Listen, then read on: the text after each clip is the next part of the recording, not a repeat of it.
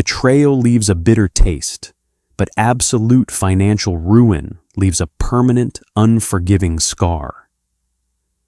When a devoted woman sacrifices her entire inheritance for the man she loves, only to be discarded for another and left drowning in his catastrophic debts, the universe rarely offers a second chance. Yet sometimes the relentless hands of time rewind. This is a story of vengeance served ice cold. It is a tale of a wedding never completed, a fortune fiercely protected, and a devastating market collapse that swallowed a traitor whole. The first thing that hit me was the smell of expensive linen and lavender. It was a sharp, clean scent, completely at odds with the sterile, stinging odor of hospital bleach that had been burned into my nostrils during my final moments. I gasped, my eyes snapping open as my hands flew to my chest. My heart was beating. It was a strong, steady rhythm, unlike the fragile, failing flutter that had accompanied my last breath. I sat up so fast the room spun my fingers gripping the thick Egyptian cotton duvet. I wasn't in the cramped, damp basement apartment I had been forced to rent after the bankruptcy. I wasn't hooked up to a cheap heart monitor. I was in my own bedroom in the Upper East Side penthouse my grandfather, Arthur Bennett, had left me. Trembling, I reached for the sleek smartphone resting on the mahogany nightstand. The screen lit up, glaring in the dim morning light. October 12th, 2026. A strangled sob tore from my throat. It was impossible. It defied every law of nature, physics, and reality. But the reflection staring back at me in the vanity mirror across the room didn't lie. My skin was glowing. My cheeks were full, and the deep, hollowed-out bags of exhaustion and terminal illness were completely gone. I was 27 again. I had traveled exactly 2 years back in time. I was reborn. Memories of my past life rushed into my mind, like a violent flood, suffocating me with the sheer weight of their cruelty. I remembered Derek Winslow, my handsome, charismatic, rising star of Wall Street Fiance. In the original timeline on this exact day, Derek had come to me with a brilliant opportunity. He had insider information he claimed on a green tech conglomerate called Ethereum Energy. He said it was the investment of a lifetime, guaranteed to triple in value within a month. But he needed capital to leverage a massive margin trade. Blindly in love and trusting him implicitly, I had liquidated the $4 million trust my grandfather had painstakingly built for my dowry. I handed every single penny over to Derek. 3 days before our wedding, the bombshell dropped. A massive federal investigation exposed Ethereum Energy as a hollow shell company, a glorified Ponzi scheme built on falsified carbon credits. The stock didn't just dip, it plummeted to zero overnight. Because Derek had traded on extreme margin, he didn't just lose my $4 million, he was millions more in debt. When the banks came to collect, Derek didn't take responsibility. He threw me to the wolves. He legally tied my remaining assets to his debts using forged signatures on power of attorney documents I had foolishly signed for the wedding preparations. But the money wasn't even the worst part. The true knife in the back came a week later when I went to his apartment to console him, only to find him intertwined in bed with Sabrina Croft, my childhood best friend, and my maid of honor. When I confronted them screaming and crying, Derek hadn't looked ashamed. He looked annoyed. He grabbed me by the shoulders, his eyes cold and dead, and shoved me backward. I tumbled down the hardwood stairs of his duplex. My spine fractured. The complications from the injury, compounded by extreme poverty stress and a lack of medical care, led to a rapid, agonizing deterioration. 6 months later, I died alone in a charity ward, While Derek and Sabrina lived comfortably in a condo bought with the scraps of my stolen inheritance that he had secretly stashed away offshore, I pressed my palms against my eyes, taking a deep, shuddering breath. The phantom pain of my shattered spine lingered for a terrifying second before fading into the plush reality of my mattress. "Not this time," I whispered to the empty room, my voice trembling, but laced with pure, unadulterated venom. "I swear to God, not this time." I had 2 weeks until the wedding, and I had exactly 8 days until Etherian energy collapsed. I threw off the covers and walked to the bathroom, splashing freezing water onto my face. I stared into my own eyes in the mirror. The naive, hopelessly romantic girl who believed in true love was dead. She had died in a filthy hospital bed, stripped of her dignity and her family's legacy. The woman standing here now was merely wearing her face. My phone buzzed on the vanity. A text message lit up the screen. "Derek morning beautiful. Can't wait for our brunch with Sabrina today. I've got some incredibly exciting news to talk to you about. Love you, XOXO." A cold smile touched the corners of my lips. There it was, the setup. He was coming for my dowry. In my past life, that text had made my heart flutter. Now it made my stomach churn with disgust. I picked up the phone and typed back, ensuring my tone perfectly mimicked the oblivious idiot I used to be. "Chloe morning baby, can't wait. See you at Le Bernardin. Love you more." I tossed the phone aside and walked into my expansive walk-in closet. Today, I wouldn't wear the soft pastel sundresses Derek always preferred. I pulled out a sharp-tailored crimson blazer and paired it with high-waisted black trousers and stilettos. It was the armor I needed. Before leaving the penthouse, I opened my laptop and logged into my offshore banking portals. The $4 million sat there, a digital testament to my grandfather's lifelong labor. I immediately initiated a transfer request, moving the entire sum from the high-yield liquid account into an ironclad, irrevocable trust lock box managed by an aggressive Swiss firm.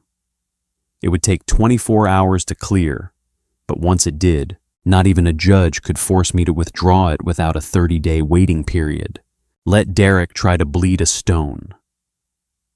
The atmosphere inside Le Bernardin was a symphony of clinking, crystal-hushed conversations and the scent of butter-poached seafood. I arrived 10 minutes late, a deliberate choice to let them stew. As I was led by the maitre d' toward the corner booth, I spotted them. Derek Winslow looked exactly as my nightmares had preserved him. His dark blonde hair was styled with effortless precision, his jawline sharp, and his bespoke navy suit tailored to perfection. Sitting across from him was Sabrina Croft. She wore a modest cream-colored silk blouse that made her look the picture of innocent elegance. As I approached, I caught the microscopic shift in their body language. Derek's hand was resting on the table, perilously close to Sabrina's. As my shadow fell over the linen tablecloth, Sabrina quickly withdrew her hand, tucking a strand of raven hair behind her ear and plastering on a bright, rehearsed smile. "Chloe, finally," Sabrina chirped, standing up to pull me into a tight embrace. The scent of her expensive Frisia perfume, a bottle I had bought for her last birthday, made me want to gag. "We were starting to think you ditched us for wedding dress alterations." Traffic was a nightmare. I lied smoothly, pulling away and taking my seat next to Derek. He leaned in and kissed my cheek. His lips felt like ice against my skin, and it took every ounce of my willpower not to flinch. "You look stunning, babe," Derek said, his blue eyes raking over my crimson blazer with mild surprise. "A bit corporate for a Sunday, though, isn't it?" I had some meetings with my wealth manager this morning, I said casually, picking up the menu. I didn't miss the way Derek's posture instantly straightened. "Oh," Derek asked, attempting to sound nonchalant as he took a sip of his sparkling water. "Everything all right with the Bennett estate?" "Perfectly fine," I smiled brightly. "Just finalizing some details for the future. You know how grandfather was about financial security?" Derek chuckled a smooth, practiced sound. "Well, actually, that's exactly what I wanted to talk to you about today. Our financial security." He leaned forward, lowering his voice conspiratorially. This was it, the exact same pitch he had given me 2 years ago. "Chloe, you know I've been analyzing the green tech sector for months. I have a buddy on the inside at Ethereum Energy. They're about to announce a groundbreaking contract with the federal government on the 20th. It hasn't hit the press yet. When it does, their stock is going to easily triple, maybe quadruple." Sabrina leaned in her eyes wide with feigned excitement. "Derek was just telling me about it, Chloe. It sounds incredible. He's a genius with this stuff." I looked between the two of them. It was almost comical how blatantly they were playing me. She was the hype man. He was the closer. "That sounds amazing, Derek," I said, widening my eyes to feign breathless excitement. "You're going to invest—" "I want us to invest," Derek said, placing his hand over mine. "I'm putting in everything I have. But if we really want to set ourselves up for life, I'm talking a private island, generations of wealth. We need more leverage. If we take your grandfather's trust and pool it with my capital, I can trade on a 5-to-1 margin. We could walk away with $20 million by our wedding day." In the past, this was the moment I had melted. The idea of building a future together, of trusting him completely, had blinded me. I had said yes without a second thought.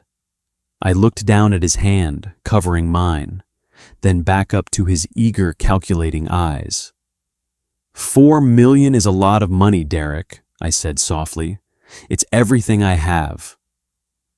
And I'm going to protect it with my life," he vowed, his voice thick with fake sincerity. "Do you trust me, Chloe?" "Of course I do," I smiled, letting my voice drip with honey. "I'll authorize the transfer tomorrow morning." Relief washed over Derek's face so profound, he actually slumped back in his chair a little. Sabrina beamed, raising her mimosa glass. "To the future Mr. and Mrs. Winslow, and to Ethereum Energy." "To the future," I echoed, tapping my water glass against hers. "And to your absolute destruction," I added silently. After brunch, I excused myself, claiming I had a terrible migraine.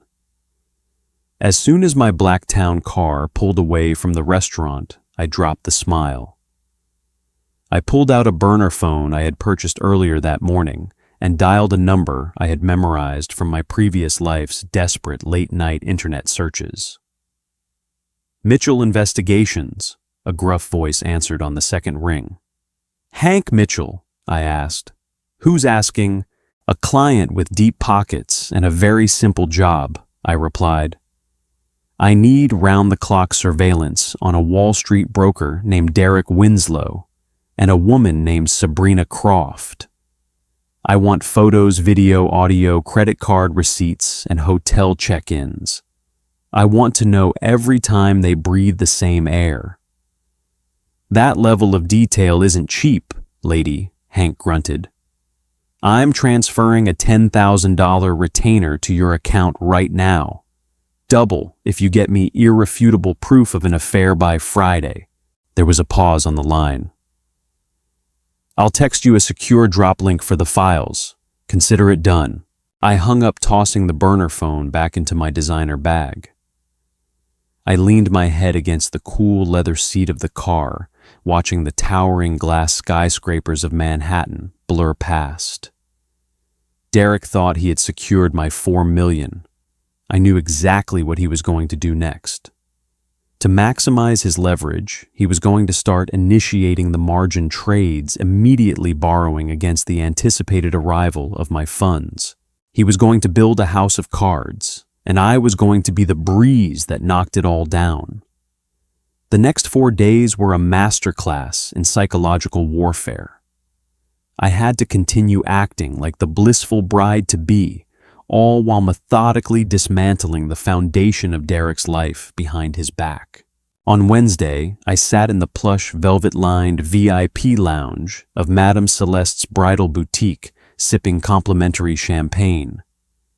Sabrina was standing on the pedestal in front of the mirrors, twirling in an icy blue bridesmaid dress. "It's so beautiful, Chloe," Sabrina cooed, looking at her reflection. "You have such incredible taste. I still can't believe my best friend is getting married in a week and a half. I can hardly believe it myself," I replied, taking a slow sip of champagne. I watched her through the mirror. She was looking at the rack of white wedding gowns with a hunger that was painfully obvious now that I knew what to look for. She didn't just want Derek, she wanted my life. My burner phone buzzed in my purse. I excused myself to the restroom, locking the heavy oak door behind me. I opened the encrypted message from Hank Mitchell. It was a goldmine. Dozens of high-resolution photos flooded my screen. Derek and Sabrina entering the St. Regis Hotel through the parking garage. Derek and Sabrina kissing passionately in a dimly lit corner of a speakeasy downtown. There was even an audio clip, recorded from a parabolic mic, Hank had somehow managed to set up near their patio table at a cafe. I pressed play, holding the speaker to my ear. "Did she send the money yet?" Sabrina's voice hissed through the static. "Not yet. The bank is dragging its feet with some anti-fraud verification because it's a high net worth transfer," Derek replied, sounding agitated. "But I already executed the trades with my broker. I used my own portfolio as collateral for now, and I took out a bridge loan from Dominic Russo to cover the margin requirements until Chloe's cash clears." My breath hitched. Dominic Russo. Even in my past life, I knew that name. He wasn't a bank. He was a ruthless shadow market financier who operated out of a private club in Brooklyn. He lent money to desperate Wall Street traders who needed fast, untraceable liquidity, and he charged exorbitant, predatory interest rates. If you didn't pay Russo back, he didn't ruin your credit score. He ruined your kneecaps. "Is that safe, Derek?" Sabrina asked, sounding genuinely nervous. "Russo is dangerous. It's fine Ethereum is up 8% today alone. By next week, I'll pay Russo back, clear the margin, and we'll have millions. Chloe is too stupid to understand the accounts anyway. Once we're married, what's hers is mine. Then we figure out how to phase her out, and it'll just be us, babe." I lowered the phone, my hands shaking, not from sadness, but from an adrenaline-fueled rage. He had actually done it. He had taken out a loan from a violent loan shark, based on the promise of my dowry. In my past life, my money had arrived just in time to cover the margin calls when the stock collapsed, meaning Russo got paid, but I was left with zero. This time, my money wasn't coming. I flushed the toilet to keep up appearances, washed my hands, and walked back out to the showroom with a serene smile. "Sabrina, that dress is perfect," I said, walking up behind her and resting my hands on her shoulders. Our eyes met in the mirror. "You look exactly like the kind of woman Derek deserves." Sabrina blinked, a flicker of confusion crossing her face before she plastered on a sweet smile. "Thank you, Chloe. That means the world to me." By Friday afternoon, the tension in the financial district was palpable, even from the quiet sanctuary of my penthouse. Ethereum Energy's stock was soaring, hitting an all-time high of $142 a share. Derek was calling me every 3 hours, his voice tight with barely suppressed panic, asking why the $4 million hadn't hit his account yet. The bank manager said there's a mandatory 72-hour hold on international trust transfers due to Patriot Act regulations. Sweetie, I lied flawlessly during his 5th call. It should hit by Monday morning. Monday, Derek snapped his mask, slipping for a fraction of a second. Chloe, the market closes in 2 hours. If the broker doesn't see the liquidity, they might margin call me. I had to put up the deed to my apartment just to buy us the weekend. I smiled, admiring my freshly painted manicured nails. Oh no, Derek, is it really that bad? Should we cancel the investment? No, he shouted, then immediately softened his tone, clearing his throat. No, baby, it's fine. I've handled it. Ethereum is going to explode next week. We're going to be rich. Just make sure your bank releases those funds first thing Monday. I promise, Derek, I whispered. By Monday, everything will be exactly as it's meant to be. I hung up and powered off my main phone. Monday was October 19th. The exact day the SEC and the FBI would raid Ethereum Energy's headquarters in California. The trap was fully set. The bait had been taken. Derek was leveraged to the hilt, entirely dependent on a ghost transfer that would never arrive, owing millions to a merciless loan shark, and utterly unaware that his perfect fiancé knew every dirty, treacherous secret he possessed. I walked over to the floor-to-ceiling windows of my penthouse, looking out over the sprawling, glittering skyline of New York City. The sun was setting, casting a blood-red hue over the glass towers of the financial district. I raised my glass of sparkling water to the horizon. "Tick-tock, Derek," I murmured into the quiet room. Tick-tock. Monday, October 19th, 2026. I woke up exactly at 6 a.m., my internal clock wired with a crackling electric anticipation. I didn't feel tired. I felt like a predator watching a snare pull tight. I stepped out of bed, padded across the cold hardwood floor of my penthouse, and walked straight to the kitchen to brew a pot of dark roast coffee. I carried my mug into the living room and turned on the massive flat-screen television, switching the channel to CNBC. The pre-market tickers were already scrolling across the bottom of the screen in a hypnotic stream of green and red. The anchors were chatting casually about the upcoming opening bell, completely unaware that a localized hurricane was about to tear through the financial district and obliterate a man named Derek Winslow. I opened my laptop and logged into my Swiss Trust portal. The $4 million rested there, safe, impenetrable, and legally locked away behind 30 days of administrative red tape. I smiled a genuine, terrifying smile and closed the laptop. At 8:30 a.m., my phone started vibrating violently on the glass coffee table. Derek, morning, baby, big day today. The Ethereum announcement should drop any minute. Have you checked your accounts? Did the transfer clear? Let me know. A.S.A.P. Love you. I let the message sit on read. I wanted him to see that I had looked at it. I wanted the silence to stretch, pulling his nerves taut like a piano wire. At 9 a.m., he called. I silenced it. He called again. I silenced it again, sending him a quick text. Chloe. In a meeting with the caterers for the reception menu tasting Can't Talk. Bank said the transfer is processing. Fingers crossed. I tossed the phone onto the sofa and focused on the television. At 9:30 a.m., the opening bell rang on the New York Stock Exchange. The market opened strong. Ethereum Energy trading under the ticker AETH opened at $145 a share, climbing steadily on rumors of the government green tech contract. I pictured Derek sitting at his multi-monitor desk at Wellington Securities, his eyes glued to the Bloomberg terminal, sweating with greedy anticipation, calculating millions he thought he already owned. I pictured his leveraged positions, borrowed money, stacked on top of borrowed money, precariously balanced on the illusion of my grandfather's wealth.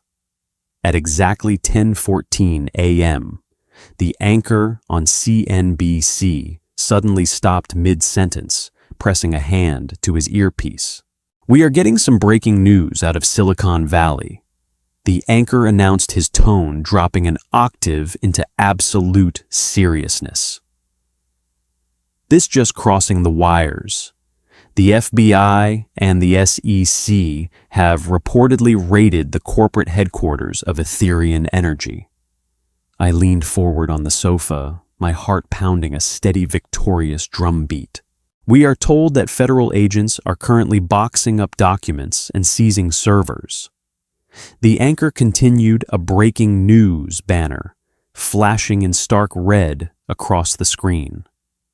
"Sources tell us that CEO Richard Caldwell has been taken into federal custody on multiple charges, including massive wire fraud and securities fraud.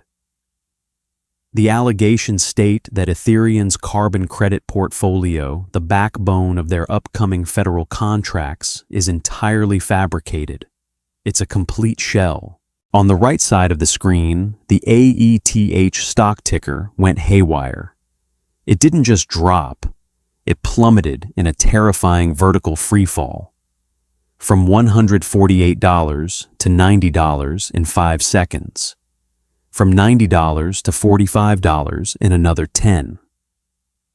The volume of sell orders flooding the market was so catastrophic that the automated circuit breakers kicked in. "Trading on Ethereum Energy has been halted," the anchor reported, looking visibly shocked. "It halted at $12 a share.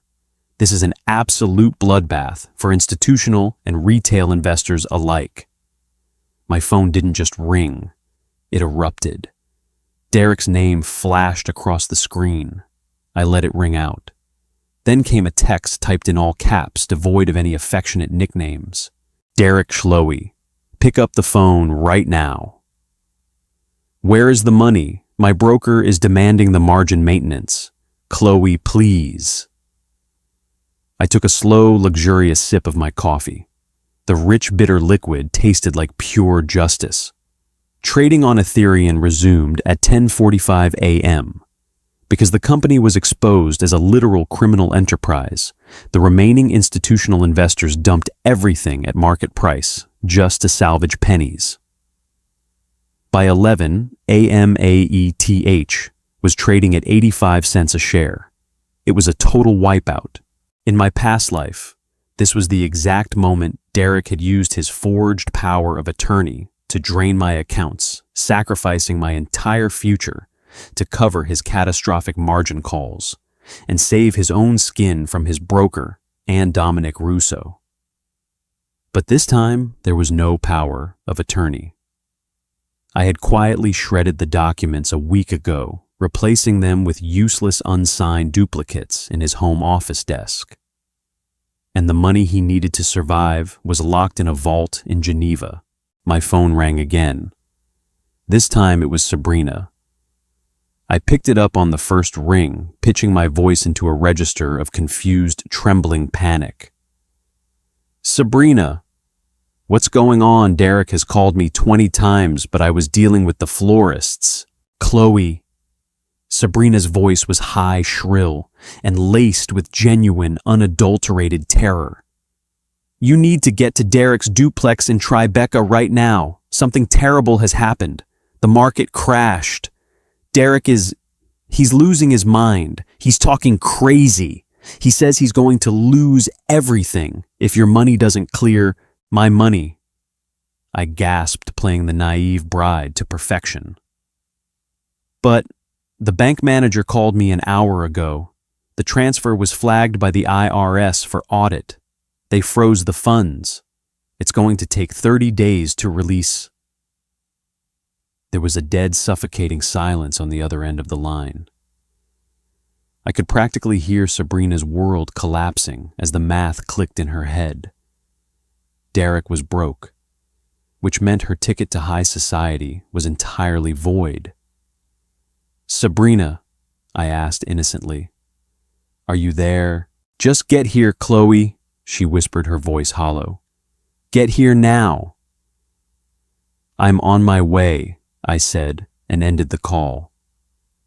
I walked to my closet and selected a sleek black trench coat and a pair of dark sunglasses. I wasn't dressing for a business meeting anymore. I was dressing for a funeral. The Tribeca duplex looked exactly as it had in my nightmares. High vaulted ceilings, exposed brick, and a sweeping glass staircase that led to the second-floor loft. I had spent 2 years reliving the feeling of tumbling backward down those stairs, the sickening crack of my spine echoing in my ears. When I pushed the heavy oak door open, the apartment was a war zone. Derek was pacing furiously in the center of the living room, his custom navy suit jacket thrown on the floor, his silk tie loosened and his shirt heavily stained with sweat. His hair, usually styled immaculately, was a wild, panicked mess. He was screaming into his phone. "I don't care what the compliance department says, you can't liquidate my blue-chip portfolio. That's my retirement. Listen to me, I have $4 million clearing by tomorrow. I have the collateral." He paused, listening to the voice on the other end. All the color instantly drained from his face, leaving him looking like a reanimated corpse. "You did what?" he whispered. "You closed the positions. You zeroed me out." The phone slipped from his hand, clattering against the Brazilian cherrywood floor. He had just been margin called.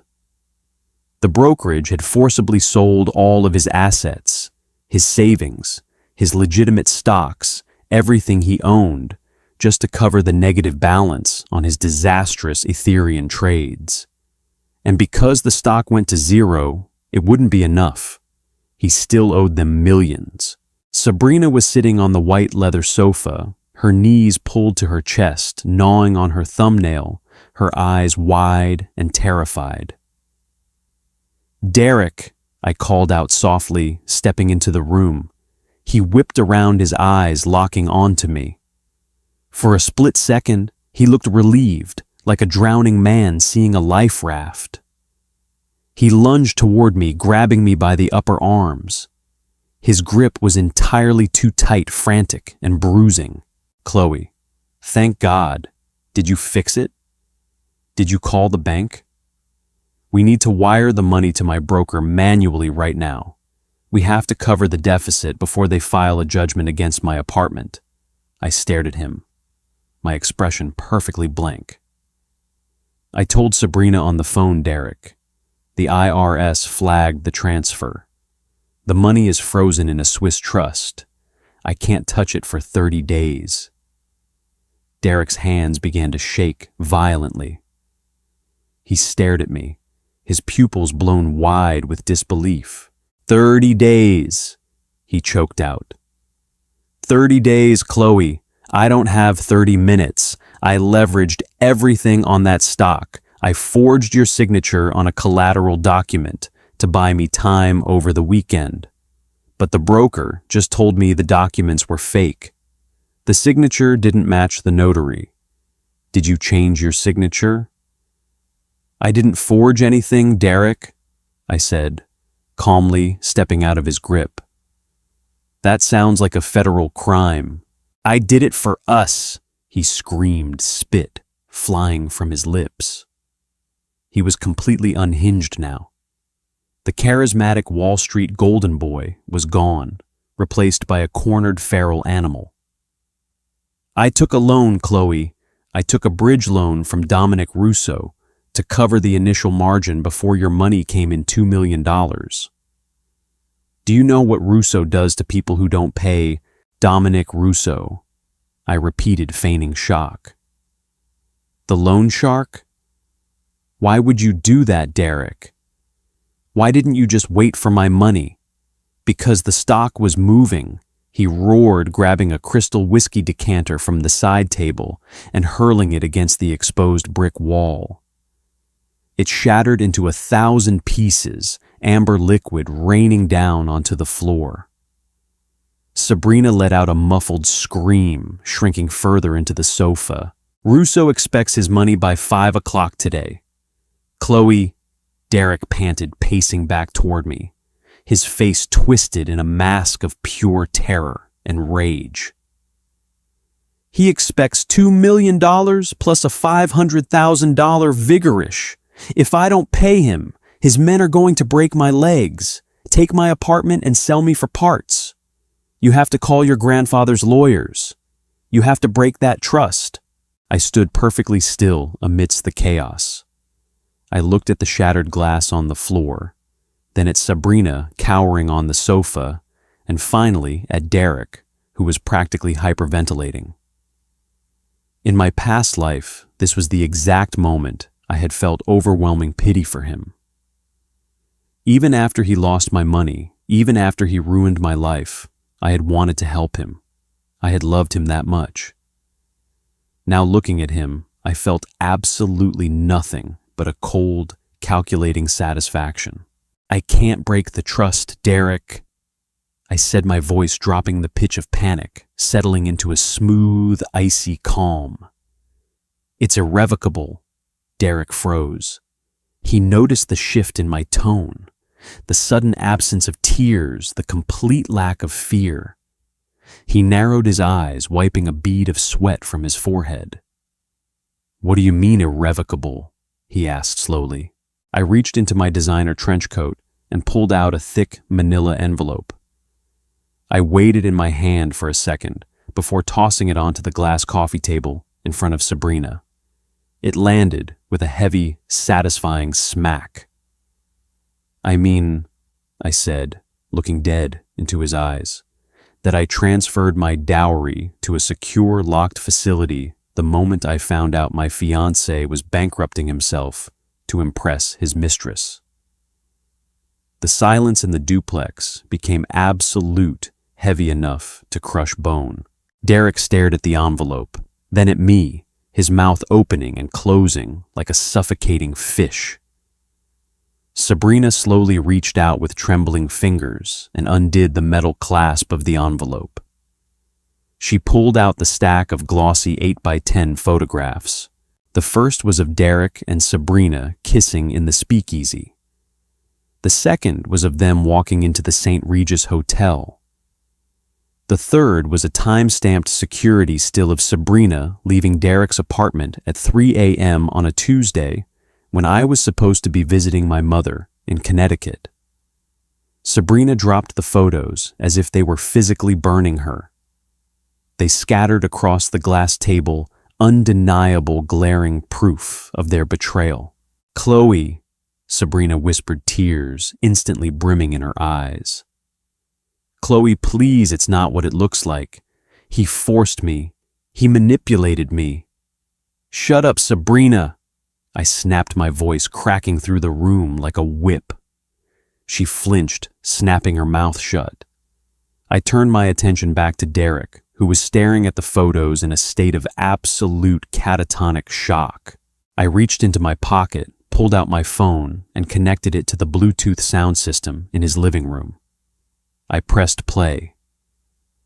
Hank Mitchell's parabolic audio recording echoed through the cavernous apartment in crystal clear surround sound. Once we're married, what's hers is mine. Then we figure out how to phase her out, and it'll just be us, babe. I paused the audio. You see, Derek, I said, stepping over the shattered crystal on the floor, walking slowly toward him. I know everything. I know about Ethereum. I know about the forged power of attorney. I know about Dominic Russo. And I know about the disgusting, pathetic little affair you've been carrying on with my maid of honor." Derek's face contorted into a mask of pure, humiliated fury. The realization that he hadn't just been a victim of the market, but that he had been entirely comprehensively outplayed, broke his brain. "You," he breathed, his fists clenching at his sides. You knew the whole time. You let me leverage the trades. You let me take Russo's money. You set me up. "I didn't tell you to invest in a Ponzi scheme, Derek," I replied coldly. "I didn't tell you to sleep with Sabrina. I didn't tell you to forge my signature to steal my inheritance. You did all of that on your own. You dug your own grave. I just refused to jump into it with you." "You ruined me," he roared, launching himself at me. He raised his hands, aiming to shove me backward by the shoulders, the exact same violent, fatal push that had shattered my spine and ended my life 2 years ago. But I had lived this moment before. I knew his tells. I knew the exact micro-expression of rage that preceded his violence. As he lunged, I simply stepped smoothly to the left. Derek, fueled by blind momentum, stumbled forward, his hands grasping empty air. But before he could recover his balance, the heavy oak door of the apartment swung open with a resounding crash. Hank Mitchell, standing 6'4" and built like a concrete pillar, stepped into the room. He didn't hesitate. He grabbed Derek by the back of his expensive sweat-stained collar, hauled him backward, and slammed him face first onto the floor. Derek let out a choked groan as the wind was entirely knocked out of him. Hank placed a heavy combat boot squarely between Derek's shoulder blades, pinning him securely to the hardwood. "Client asked me to wait in the hall." Hank grumbled, his voice gravelly and completely devoid of emotion. "Good thing I got tired of waiting." Sabrina was screaming now, a piercing, hysterical wail, scrambling backward over the sofa to get away from the violence. "Derek is finished," I said, walking over to where he lay, pinned beneath Hank's boot. I looked down at him. His nose was bleeding a thin line of crimson trailing onto the floor. He looked pathetic. He looked exactly like the rat he was. "The wedding is off, obviously," I said, adjusting the belt of my trench coat. "I'm keeping the $4 million. I'm keeping the engagement ring, which I will be melting down for scrap. And I am leaving you exactly what you deserve." I looked over at Sabrina, who was sobbing into her hands. "He's all yours, Sabrina," I smiled, though it didn't reach my eyes. "But you might want to pack your bags quickly, because Dominic Russo knows he lives here. And from what I hear, Russo doesn't care whose kneecaps he breaks as long as he gets to break someone's." Sabrina's sobbing stopped instantly. Her eyes shot wide with horror as the reality of her situation crystallized. She looked at Derek, broke, humiliated, and marked for death by the mob, and made the only calculation a parasite can make when its host dies. She scrambled to her feet, grabbed her designer purse, and sprinted for the door, not looking back once. She didn't check on Derek. She didn't apologize. She just ran her heels, clicking frantically down the hallway until the sound faded away. Derek watched her go, a low, wretched sob tearing from his throat. The final pillar of his ego, his delusion of being loved and desired, collapsed into dust. "Let him up, Hank," I said softly. Hank removed his boot, stepping back, arms crossed over his chest. Derek pushed himself up onto his hands and knees, blood dripping from his chin. He didn't look at me. He couldn't. He was a hollowed-out shell of a human being. I turned my back on him and walked toward the door. As I approached the glass staircase, I stopped. I placed my hand on the cool metal railing, looking down at the steps where my previous life had ended in agony and despair. I took a deep breath, feeling the strength in my legs, the perfect alignment of my spine, and the steady, triumphant beating of my heart. "Goodbye, Derek," I said, without turning around. I walked out of the duplex, the heavy door clicking shut behind me, sealing him inside his own self-made tomb. The air in Tribeca was crisp and cool. The city was moving completely indifferent to the financial slaughter that had just occurred. I pulled my dark sunglasses down over my eyes and hailed a yellow cab. My dowry was safe. My future was entirely my own. I had stared into the abyss of my past, and I had buried the demons that killed me. The rebirth was complete.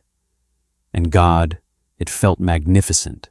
The morning after I walked out of Derek's apartment, the sky over Manhattan was a brilliant, cloudless blue. I woke up after 8 hours of the deepest, most restorative sleep I had experienced in 2 lifetimes. I didn't reach for my phone to check on Derek. I didn't cry into my pillow. I sat up, ordered a double espresso from my kitchen staff, and opened my laptop. I had a wedding to dismantle. First, I contacted the event planners. With a few crisp emails and phone calls, the Plaza Hotel ballroom was canceled. I forfeited the deposit, but I redirected the massive catering order, thousands of dollars worth of Wagyu beef truffles and artisanal pastries, to a network of downtown women's shelters. The lavish floral arrangements, hundreds of white orchids and imported roses, were rerouted to the oncology wards of Mount Sinai Hospital. Then came the guest list. 200 of New York's elite Wall Street bankers, socialites, and our extended families.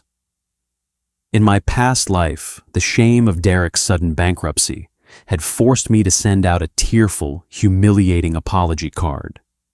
This time, I crafted a single razor-sharp email. "Dear friends and family.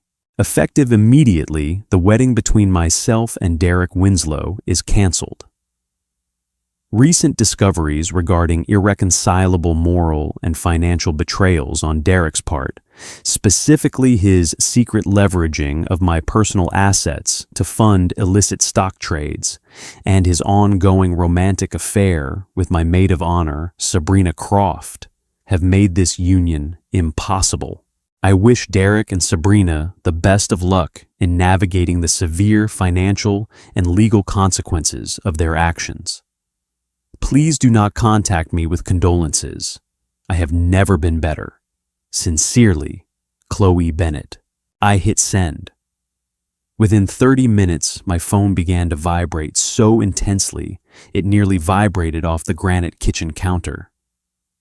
I turned it on silent and tossed it into a drawer.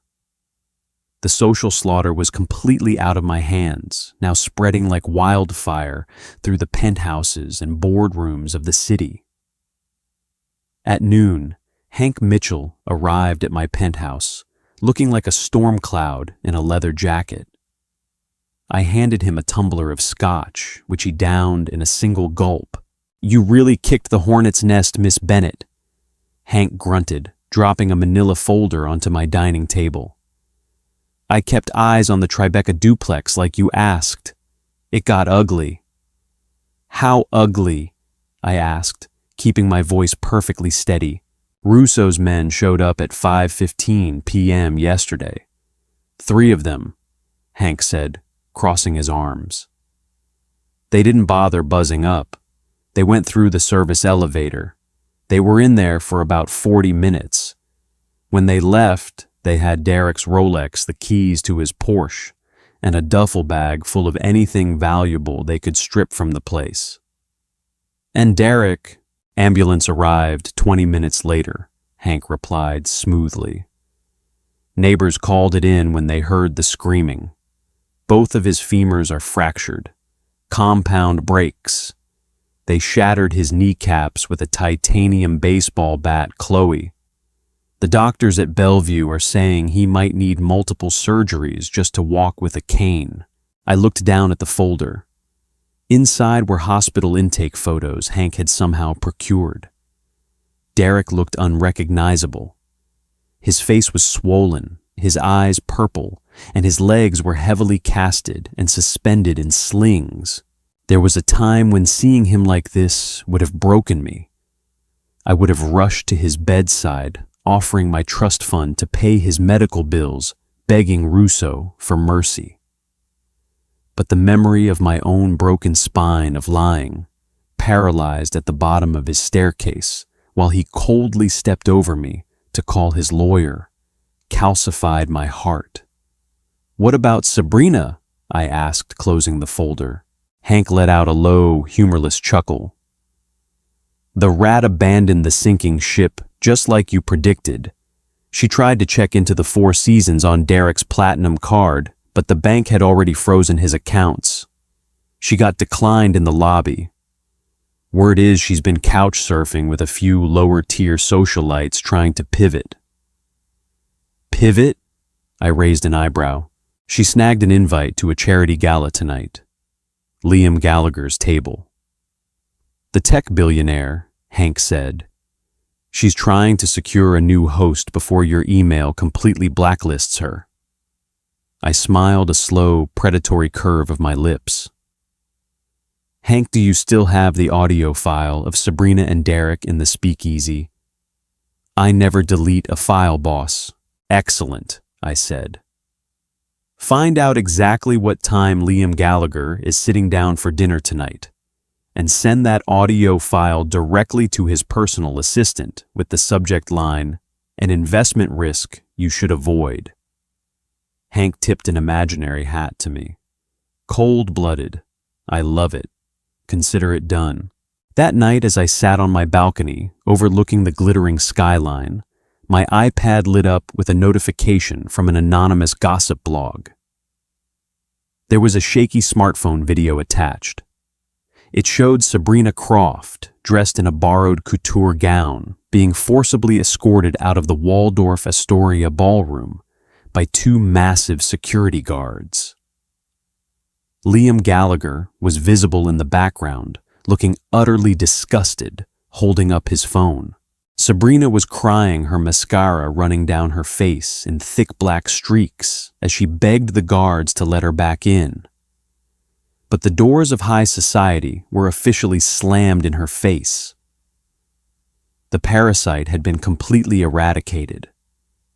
3 weeks passed. The crisp autumn air turned into the biting chill of a New York winter. While Derek languished in a physical rehabilitation center under a mountain of medical debt, I was quietly building my empire. I had transferred my grandfather's $4 million from the Swiss lockbox into a diversified portfolio of ethical, sustainable tech startups and blue-chip municipal bonds. Without Derek draining my accounts, my net worth was growing exponentially. I was breathing free air, but desperate men are dangerous men, and Derek Winslow, cornered by federal investigators, crippled by mob enforcers, and publicly ruined, had nothing left to lose. On a Tuesday morning, a process server handed me a thick stack of legal documents outside my favorite coffee shop. I stared at the front page. It was a civil lawsuit filed in the New York State Supreme Court. The plaintiff was Derek Winslow. The charge: breach of verbal contract, detrimental reliance, and emotional distress. He was suing me for exactly $4 million. He had somehow found a bottom-feeding attorney willing to take the case on contingency. I didn't panic. I didn't cry. I simply dialed the number for Victoria Hastings, the most ruthless, expensive corporate defense attorney on the Eastern Seaboard. My grandfather had kept her on retainer for decades, and she was a woman who ate weaker lawyers for breakfast. 2 days later, I sat in the austere glass-walled conference room of Victoria's Midtown firm. Across the mahogany table sat Richard Kavanaugh, Derek's lawyer. Kavanaugh wore a cheap suit that smelled faintly of stale cigarettes and desperation. In the center of the table was a speakerphone. Derek was dialing in from his hospital bed. Miss Bennett. Kavanaugh began leaning forward with a smarmy, confident grin. The facts of the case are quite simple. My client made substantial financial maneuvers based on a firm verbal commitment from you that your trust funds would be provided as collateral. When you intentionally withheld those funds, you caused his financial ruin and indirectly his physical injuries. That is a fascinating fairy tale, Mr. Kavanaugh, Victoria Hastings replied. She was dressed in an impeccable white suit, her silver hair pulled into a tight chignon. She didn't even bother looking at him. She was casually inspecting her manicured nails.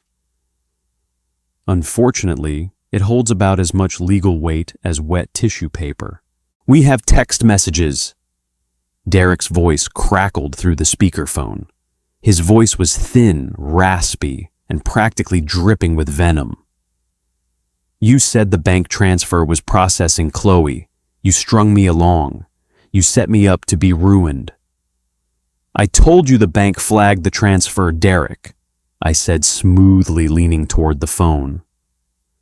I cannot be held responsible for your reckless, highly leveraged margin trading on a stock that turned out to be a federal Ponzi scheme.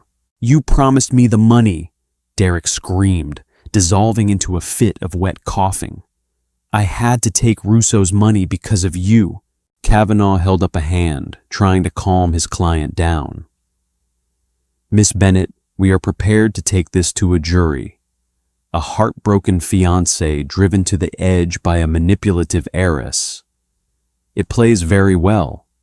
However, we are willing to settle this quietly today for $2 million. Half of what you promised him. It will cover his debts to the unsavory characters and allow him to rebuild. It was extortion. Pure, unadulterated blackmail from a broken man trying to drag me down into the mud with him. Victoria Hastings finally looked up from her nails. She reached into her Prada briefcase and pulled out a sleek silver flash drive. She slid it across the mahogany table until it tapped gently against Kavanaugh's coffee mug. What is this? Kavanaugh asked, frowning. That, Richard, is the end of your career if you proceed with this ridiculous lawsuit, Victoria said, her voice dropping to a lethal, icy calm. On that drive is high-definition audio of your client Derek Winslow admitting to forging my client's signature on financial collateral documents to secure a fraudulent bridge loan. It also contains his explicit admission to utilizing the services of an organized crime syndicate. Kavanaugh's smarmy grin vanished instantly. He stared at the flash drive as if it were a live grenade. Furthermore, Victoria continued smoothly, I have already drafted a countersuit for harassment, defamation, and attempted grand larceny. But more importantly, I have the direct email address of the lead SEC investigator currently looking into the Ethereum energy collapse. They are very curious about how Mr. Winslow managed to bypass his firm's compliance protocols to execute those trades.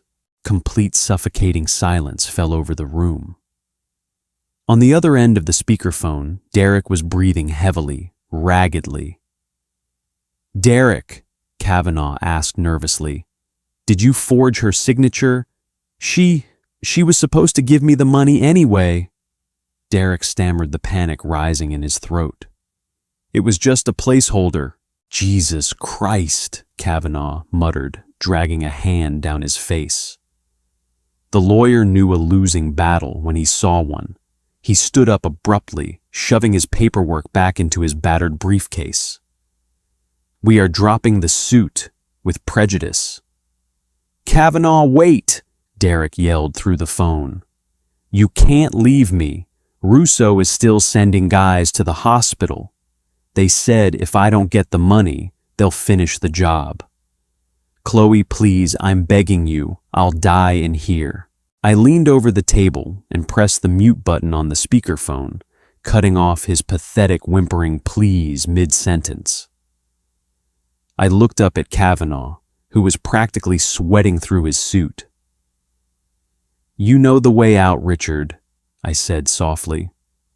Once the lawyer scrambled out of the conference room, Victoria Hastings poured herself a glass of sparkling water. "Well handled, Chloe.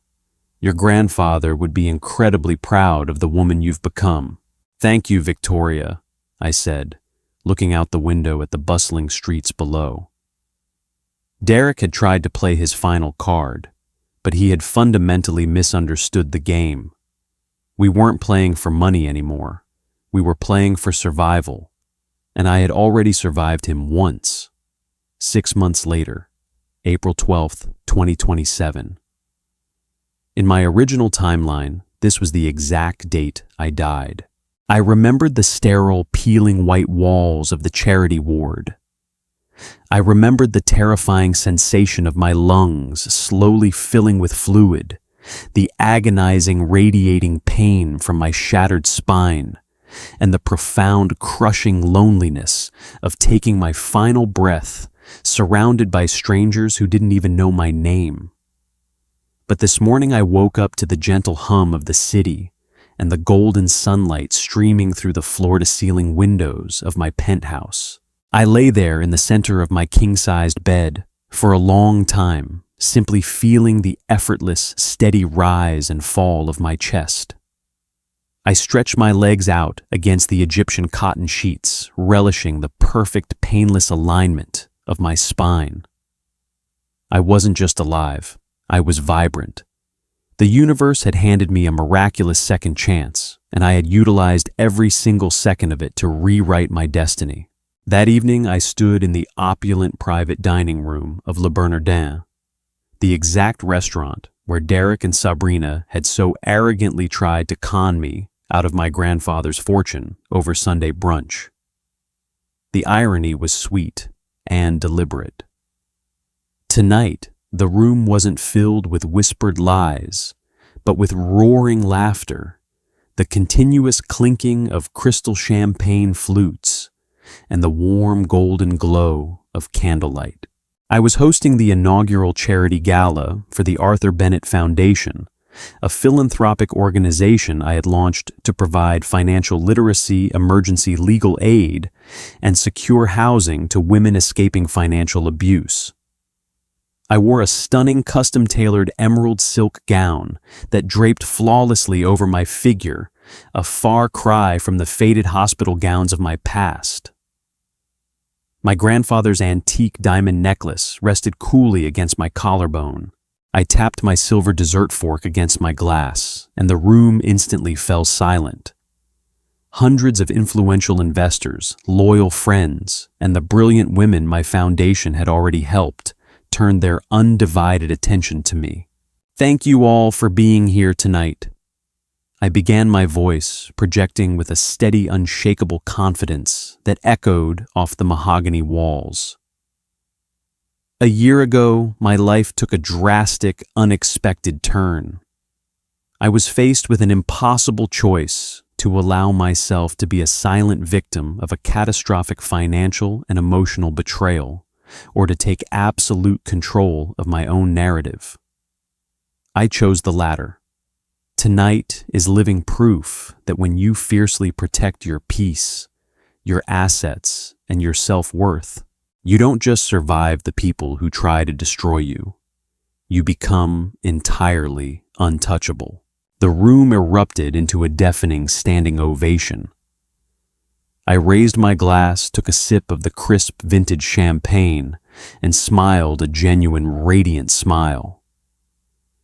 As the dinner proceeded to the main course, I excused myself and stepped out onto the private terrace to catch my breath. The night air was crisp, smelling of impending rain and the electric energy of the city. I pulled my phone from my clutch. Hank Mitchell had sent me a secure email an hour ago with the subject line "Final Update." The federal hammer had finally definitively dropped. The SEC and the FBI had concluded their exhaustive investigation into the Ethereum energy collapse. Because Derek had used forged documents to secure illegal margin trades through his brokerage, the federal prosecutors had shown absolutely no mercy. He had been formally indicted on multiple counts of securities, fraud, wire fraud, and aggravated identity theft. But the true devastating twist of the knife came from his dealings with the criminal underworld. In a sweeping multi-agency RICO operation, Dominic Russo and his top lieutenants had been raided and arrested. Desperate for a plea deal and terrified of facing Russo's men in a general population prison yard, Derek had turned state's evidence. He testified against the very loan shark who had ordered the shattering of his legs. The verdict had come down this morning. Derek Winslow was sentenced to 14 years in a maximum security federal penitentiary. Because he was a high-profile informant against a prominent organized crime syndicate, he was placed in permanent protective custody. He would spend 23 hours a day in a sterile solitary confinement cell, locked away from the sunlight, the stock market, and the luxurious world he thought he rightfully owned. He would have nothing to do for the next decade and a half but stare at a concrete wall and think about the $4 million he threw away. As for Sabrina Croft, the fallout from her social blacklisting was absolute and permanent. Without a wealthy fiancé to leech off of and publicly exposed as a backstabbing parasitic manipulator, she had been entirely exiled from New York's elite circles. Hank's file included a single grainy photograph of her taken by a local private investigator he had subcontracted. She was working the graveyard shift at a bleak, fluorescent-lit diner in a rundown strip mall outside of Cleveland, Ohio. She looked exhausted and 10 years older. Her hair, once styled into glossy raven waves, was dull and pulled back under a cheap, grease-stained polyester hairnet. She was trapped in the exact life of grinding, hopeless poverty she had so callously tried to force upon me. I stared at the photo for a long moment, waiting for a spark of vindication, but feeling only an unexpected wave of profound indifference. I didn't feel the burning, acidic need for vengeance anymore. The scales were perfectly balanced. I pressed the delete button, wiping the file and their memories from my phone forever. I didn't need to hold on to the hatred. The universe had exacted its toll. I looked up at the towering skyscrapers of Manhattan, their lights glowing like a million diamonds scattered against the dark velvet canvas of the sky. I took a deep breath, filling my healthy, strong lungs with the limitless air of a future I had built with my own two hands.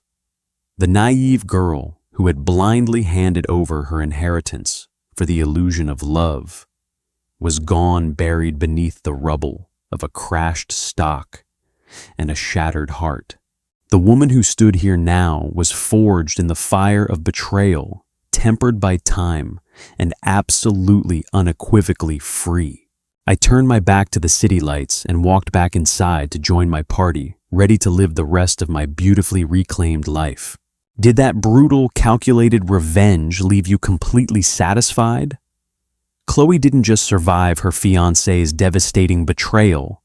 She orchestrated his absolute downfall with chilling perfection, proving that the best revenge isn't just surviving. It's thriving while your enemies drown in their own greed. If you loved watching Derek's fraudulent empire collapse and Sabrina get exactly what she deserved, you know what to do. Hit that like button right now, huh? Share this story with someone who loves a brilliant revenge plot, and make sure to subscribe to the channel for more incredible, jaw-dropping stories of betrayal and sweet, sweet justice. See you next time.